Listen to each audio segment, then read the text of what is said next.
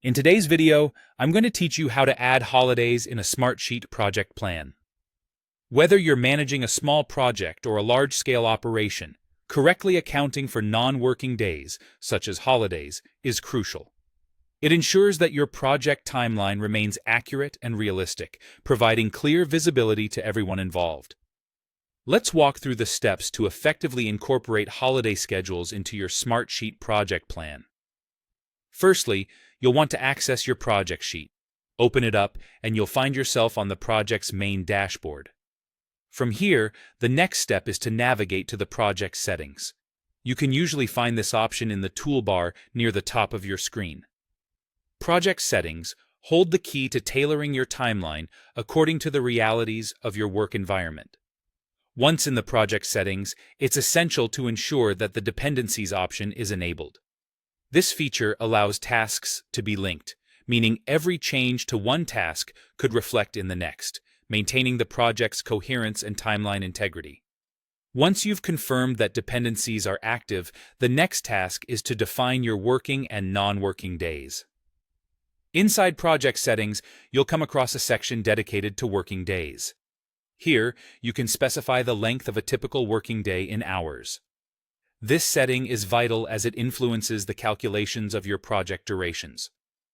For instance, if a task is set to span 2 working days, the system will calculate this based on the number of hours you've defined.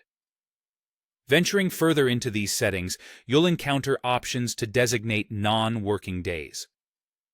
Commonly, weekends are chosen here, but you have the flexibility to define any days that apply to your specific project or industry standards. This step ensures that work isn't scheduled on days when your team is out of the office, preventing any potential misalignment or unrealistic project expectations. Lastly, it's time to specify the holiday dates that should be considered non-working days. These could be public holidays or company-specific days off. Adding these dates is simple. You input them directly in the designated field. These holidays will now be recognized by the system, ensuring that tasks aren't erroneously scheduled during these periods. So, with these steps complete, you've successfully accounted for holidays in your Smartsheet project plan. By doing this, you've ensured a more accurate representation of your project timeline and kept your team in sync with the actual work calendar. Thanks for joining me today. By embedding holidays in your plan, you're taking a significant step towards robust project management. Keep these adjustments in mind as you move forward, and feel free to revisit this guide whenever you need a refresher.